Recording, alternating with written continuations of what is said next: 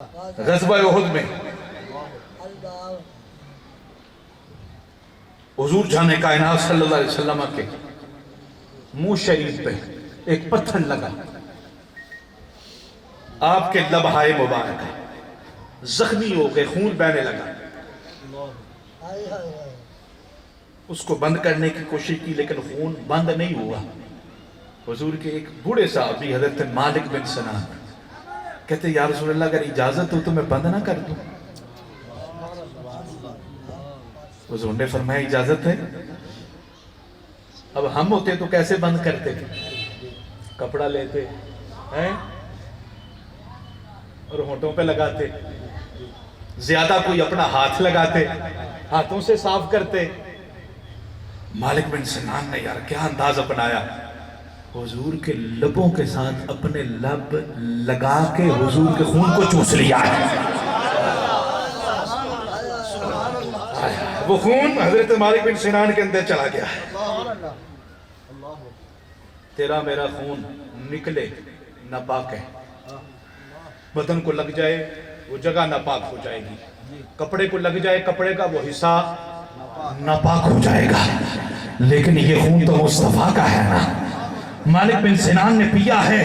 آقا فرمانے لگے جس نے زمین پہ چلتے پھرتے کسی جنتی کو دیکھنا ہو وہ مالک بن سنان کو دیکھنا۔ یہ مالک بن سنان بوڑھے صاحب ہیں، احد کے اندر لڑتے لڑتے شہید ہو گئے، شہید ہو گئے۔ اللہ نے مسلمانوں کو فتح عطا فرمائی، واپس آ رہے تھے صحابہ، راستے میں نا مالک بن سنان صحابی رسول کی والدہ کھڑی تھی۔ صحابی سے پوچھنے لگے میرا بیٹا کہاں ہے مالک؟ بیٹا تو شہید ہو گیا۔ انہوں نے کہا یار مائی بڈھی ہے، اگر میں نے کہہ دیا کہ وہ تو شہید ہو گیا تو یہی کہیں دنیا سے رخصت نہ ہو جائے۔ اب بیٹا اتنا بوڑھا ہے تو ماں کتنی بوڑھی ہوگی؟ تو کوئی جواب نہیں دیا، سر نیچے کر کے نہ نکل گئے۔ دوسرے صحابی سے پوچھا تو بتا میرا بیٹا مالک کدھر ہے؟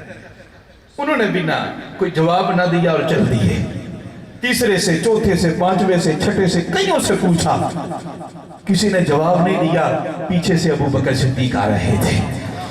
مائی آگے بڑھی، کہا ابو بکر کوئی مجھے بتاتا نہیں میرے بیٹے کی خبر، تو ہی بتا دے کیسا ہے میرا بیٹا۔